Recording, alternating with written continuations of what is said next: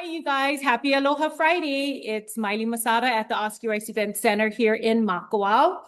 And on this beautiful Friday afternoon, we get the opportunity and honor to speak to one of only two professional bullfighters traveling the circuit in the continental US. You know, last week we talked to Kaipo Stevens. This week we're chatting a little bit with one of the 808 homeboys, Juddsen Napier. How are you, Judd? I'm doing good. How are you guys doing? We're good. We're good. So where are you at, Judd, right now? Right now, we just got to Durant, Oklahoma, which is about two and a half, 245 from my house and where I live in Oklahoma. And I'm here steer wrestling, actually, and rather than what I'm going to be doing at the rodeo is fighting bulls. So you're an entered contestant as a steer wrestler? Yep, yep. Going back to the Nice. high school roots. Nice, nice. Yeah. Yeah. You know, remember those days when mom used to bring you over in high school Mhm. rodeo? You know, it was such an honor to have you. Judsen's Yeah. actually from the island of Oahu, which is just a hop, skip, and a jump over from Maui. But Judd used to come over for the Maui district rodeos and was quite a competitor back in the day. So it looks like he's trying to reset the clock and going back to being a steer wrestler. hmm But Judd, tell us about your life and your career as a professional bullfighter. So I started my career I moved up here from Oahu in September of 2012.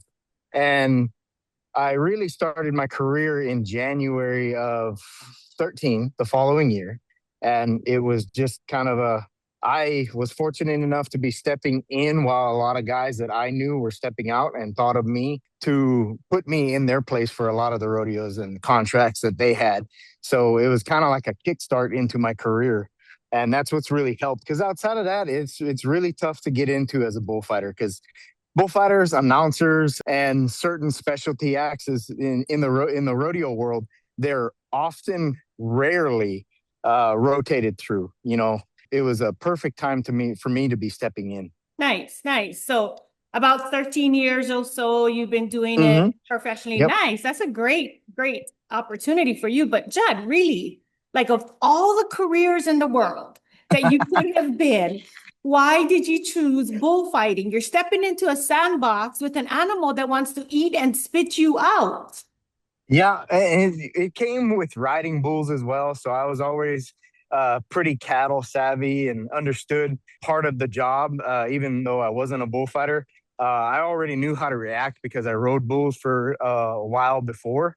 And while I was in college, a friend of mine just kind of, I don't know, jokingly, I thought he told me, I think you'd be better off as a bullfighter. And I laughed at the time, but he was like, no, I'm serious. I think you athletic wise, you're there, you know how to read and react. Your skills are there. So that's kind of how it started is what I considered a joke, but he was actually being serious. Nice, nice. So, Judd, you know, you've been coming to our show not only as a competitor from back in the days, but as part of our production team, as our bullfighter in the arena during the shows. What one bull sticks out in your mind that you'd like to highlight and just shed a little bit of information about that we'll be seeing this year at the 4th of July Makawao Stampede 2026? Well, Rory has really taken on the string of bulls from Bud Gibson and raised some of his own on top of that. But I think the best bull to watch out for is and he's not treacherous in any way, is Akubone. He's a little bit older now and kind of lost a step here and there, but I think rider ability wise, if you want to go out and win the rodeo, he's the one to do it on.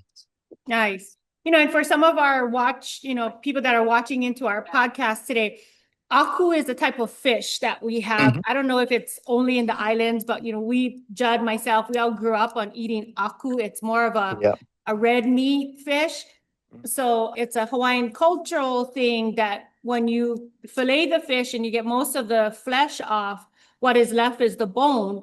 And it's a really prized meal when you fry the bone of the aku. So that's what that bowl was named after is aku bone. Mhm.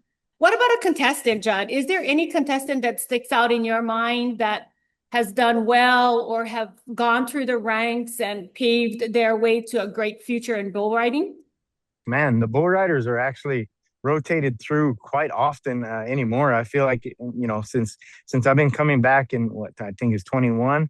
Um, we've had guys such as Eli Higa. I think there's always Weston Joseph from the Big Island. Eli's from the Big Island as well. Ty Kawai. Local talent has always been Kahiva Agostiro, who's now living on the mainland, pursuing his own career in professional rodeo as a bull rider. Um, so the talent on the bull riding side is often rotated through. But right now, if I were to pinpoint one person that still lives on the islands as a bull rider, it would be Ty Kawai. Ty Absolutely. Kawai is always, yeah, he's gung ho. He's an awesome roper. He's an awesome bull rider, and he has a bright future ahead of him. Agreed, agreed, 100%. In fact, Ty was our winner for last year. Yep. And Yep. Ty is, I want to say, third or maybe fourth generation cowboy in the sport of rodeo here in the islands, going all the way back to, Uncle Merton, Mhm. his dad, Andrew Boy. Ty also has a son now, which I believe is being Yeah. raised with that Paniola culture. So, Yeah, and which is hard for me to watch because I mean I watched Ty grow up, and right. yeah, and then his brother West, I think is more what he's gone by. But I watched West grow up, and Ty is the younger of the two. Right, right. Doesn't it feel strange when they walk up to you and say, "Hey, what's up, Uncle Judd?" Yeah, yeah, yeah, yeah. We always say, "Oh, I give you cracks, you call me uncle," but really Right. there is that age gap. So funny, so funny. So, Judd, this year we're celebrating some pretty huge milestone markers that most likely you and I will never have the opportunity to experience. Number one, it's 100-year celebration for Pukalani Superette. Hmm. 110 years for our ranch, Ka'anaolu Ranch, started in 1916. It's 150 years for Budweiser. And the biggest celebration is 250 years for the United States. How's that for milestone I mark? mean that, yeah.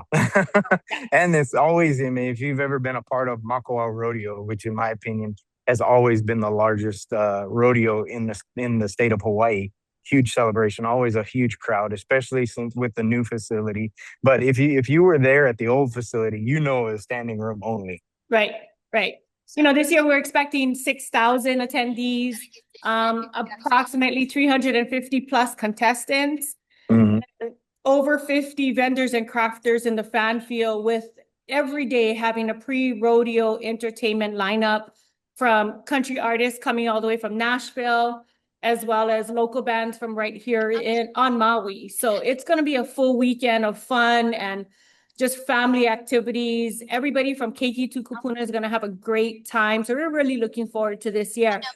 When do you plan to get out here? Well, with my schedule, there's a lot. Usually, there's a lot conflicting, or not really conflicting. Just it's so butt up with being at one rodeo, then having to fly out, and generally flying out of Oklahoma is not necessarily the easiest because it's a small airport. So there's always connecting flights going somewhere. But I think this year I'm actually freed up quite a bit just because of the way the schedule falls. And I should be able to be out there at least 2 or 3 days before the event.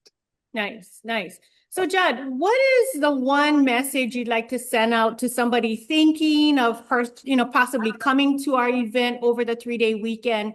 This year it's Friday night, which is customary. It's a night performance with the Bull Bash, but we're doing a Saturday night event instead of a Saturday day. So this year, Hmm. the first perf will be in the evening, starting at 7.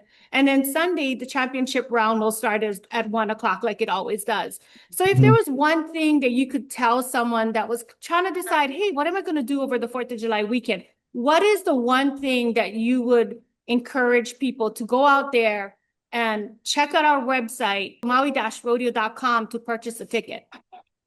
Well, for one, if you've never experienced rodeo, especially in Hawaii, we have our own our own twist story events. So with the poiu, the double mugging is always action packed, and then of course uh, accommodated by the rest of our traditional events is what I'll call them for in regular rodeo. But you're always going to be on the edge of your seat for our Hawaii zone events because the rough and tough come out, especially for the double mugging.